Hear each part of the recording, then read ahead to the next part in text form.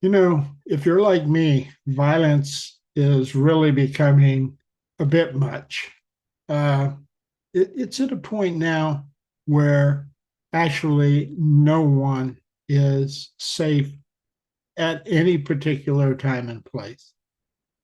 You used to be able to go to concert. You used to be able to go downtown events. You used to be able to go to large parties and you felt safe. You didn't have to worry about being shot.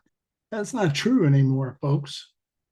And, it's time that we begin to start taking a look at this and figuring out that in reality, there is no safe place we can go to. And it's time that we start taking our own protection in our own hands. If you review data relative to gun violence, the 1990s to the current, there's a real clear pattern of increased violence, especially gun violence. The period with the least gun violence was during the ban of assault weapons from 1994 to 2004. Since the Columbine shooting in 1999, there's been a rapid increase in mass shootings using the AR 15, resulting in an exceptional increase in deaths by gun violence. Since the lifting of the assault rifle ban, sales have increased dramatically, and gun violence has continued to gain momentum through April of 2023. No federal legislation has been passed to ban assault rifles, automatic pistols, or high capacity magazines since 2004. When the ban was lifted, it was lifted under an all Republican Congress in 2004. Now, the debate still rages on today with solutions focused on mental health, gun bans, school shooter drills, teachers carrying guns in schools. 10 states, all of them Democratic, have passed new gun restriction laws as of April 2023. The NRA, which has broad Republican support, is challenging those laws in court to get them overturned. Studies are showing larger gun violence deaths in red states versus blue states. It's not even really close. So, as we continue these debates, Americans are split along party lines about gun regulation and the banning of assault rifles. While the debate rages, gun violence continues to climb and more children lose their lives. The current paradigm used to stop gun violence has not worked since the early 1990s. The law enforcement paradigm.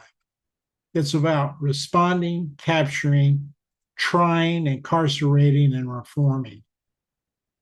It was designed to use punishment as a deterrent to committing violent gun crimes. So we can now see that's totally failed. In all the mass shootings, the law enforcement paradigm has stopped very few mass shootings. They are often touted as having saved lives by responding quickly and capturing or eliminating the shooter quickly. But, and this is a big but, they did not stop the mass shooting before it happened, and people died. Many of them were children. Politics has just caused a stalemate for solutions like banning automatic guns. Now, mental health solutions have passed, they're going to take years to put into place and make a difference. Meanwhile, during this time, more kids are killed with guns than any other reason for child death in America today. It's taken over the number one slot. The law enforcement model of self-defense is causing an increase in child mental health problems. It's time for a paradigm shift to deal with gun violence. We need to shift from law enforcement model of punishment and deterrence to a paradigm of prevention and protection. No one is asking the question, how did the shooter make it in to a school or even on school grounds or a grocery store or a theater or a place where you work with a gun? How did they do that?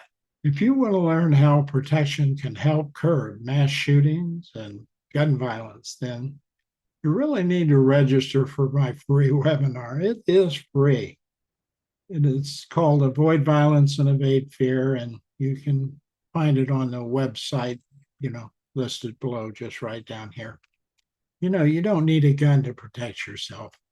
Research shows the vast majority of Americans never had to defend their lives using a gun.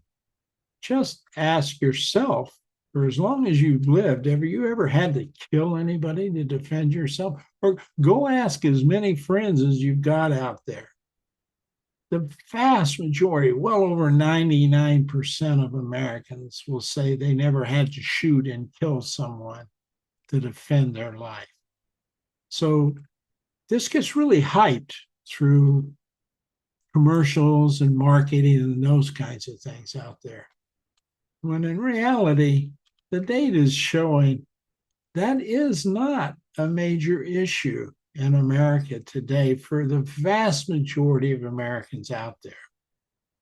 However, it's now beginning to weigh on your mind because you just don't know when it's going to happen or if it's going to happen to you. And nearly everyone has been affected by some sort of school closing because of a threat. So until mental health programs can become law and gun laws restrict guns, you need to educate yourself and develop your protection strategy now. You can learn to do that in that webinar that I mentioned. It should be clear to you by now, your child could be next. And it's better to prevent it from happening than try to defend against it while it's going on. That's just not a good paradigm for living in a violent-free world today. I'm Vic Bogle. Thanks for your time. Thanks for watching this. Take action. Go do something. If you want to learn, contact me on my website about that webinar, and I'll be glad to conduct it for you. Have a great day. Be safe out there. Be aware of your surroundings. That's very, very important. Always be aware of your surroundings. And if your gut is telling you you're uncomfortable about doing something, don't do it. That's probably your best indicator.